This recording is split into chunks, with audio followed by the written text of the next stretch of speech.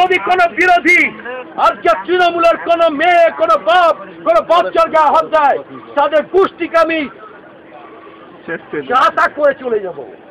আমার ছেলেদের ঢুকিয়ে দেবো, রেপ করে চলে যাবো, রেপ করে চলে রাজনৈতিক প্রতিপক্ষকে কুরুচিকর ভাষায় আক্রমণের সংস্কৃতি এ রাজ্যে নতুন নয়, কিন্তু অতীতের সেই সব রেকর্ড ছাপিয়ে এবার নজিরবিহীন ভাষায় বিরোধীদের হুমকি কৃষ্ণনগরের তৃণমূল সাংসদ তাপস পালের। ১.৫ মাস আগের এই পথসভার ফুটেজ প্রকাশ্যে আসা মাত্র রীতিমতো বিতর্কের ঢেউ উঠেছে রাজনৈতিক মহলে। এখানে যা করেছে আপনি জানেন না, এখানে দাঁড়িয়েছিলাম আমি, রংবাজি করেছে, আবার বলছি, কিন্তু এখানে যদি কোনো আজকে তৃণমূল কংগ্রেসের কাউকে কেউ হাত দেয়, আমি কিন্তু ছেড়ে দেবো না, আমি কিন্তু শেষ কথা বলে নিয়ে যাব। কার্যত আইনকে নিজে হাতে তোলার ভঙ্গিতে তাপস পাল জানিয়েছেন, এরপর কোনো ঘটনার সাক্ষী পেলে তিনি কাউকে ছাড়বেন না।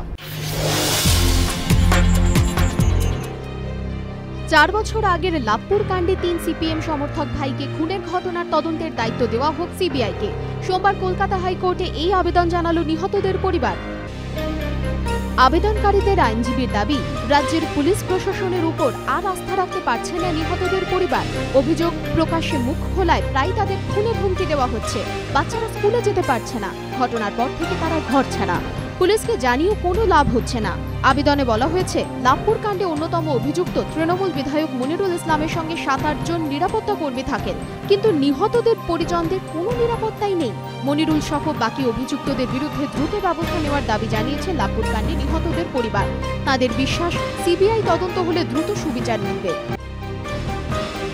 মামলাকারীদের আইনজীবীর দাবি, শুক্রবার বিচারপতি দীপঙ্কর দত্তর এজলাসে মামলার শুনানি শুরু হতে পারে। অবশেষে কাটল জার্মানির আলজেরিয়া বাধা, তবে রীতিমতো ঘাম ঝরাতে হলো জোয়াকিম লোর ছেলেদের। অতিরিক্ত সময়ে ২-১ গোলে আলজেরিয়াকে হারিয়ে বিশ্বকাপের শেষ ৮-এ পৌঁছল জার্মানি। শুরুতে অবশ্য প্রথম আক্রমণে যায় আলজেরিয়া, কিন্তু গোলের মুখ খুলতে পারেননি স্লিমানি মোস্তাফারা। পাল্টা আক্রমণে যায় জার্মানি, কিন্তু সোয়াইনস্টাইগার মুলারদের সামনে দেওয়াল হয়ে দাঁড়ান আলজেরিয়ার গোলকিপার রেজ।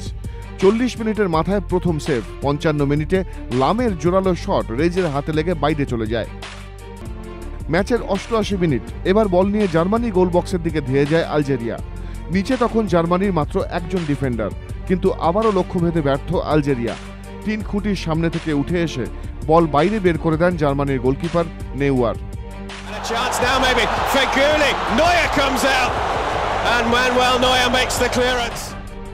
নির্ধারিত ৯০ মিনিটের মধ্যে কোনো দলই গোল করতে পারেনি। ম্যাচ গড়ায় অতিরিক্ত সময়। এবার শুরুতেই এগিয়ে যান জোয়াকিম লোর ছেলেরা। মুলারের ক্রসে বল পেয়ে নিখুঁত লক্ষ্যভেদ কার্লের। অতিরিক্ত সময়ের একেবারে শেষ মুহূর্তে এক গোল শোধ করেন আলজেরিয়ার জাবৌ। এরপরই শেষ হয় অতিরিক্ত সময়ের খেলা। এর আগে দুবার মুখোমুখি হয়েছিল জার্মানি ও আলজেরিয়া। দুবারই জার্মানিকে হারিয়ে দিয়েছিল আলজেরিয়া, কিন্তু তৃতীয়বার আর তা হলো না। ২-১ গোলে হেরে এবারের মতো বিশ্বকাপ থেকে বিদায় নিতে হলো তাদের।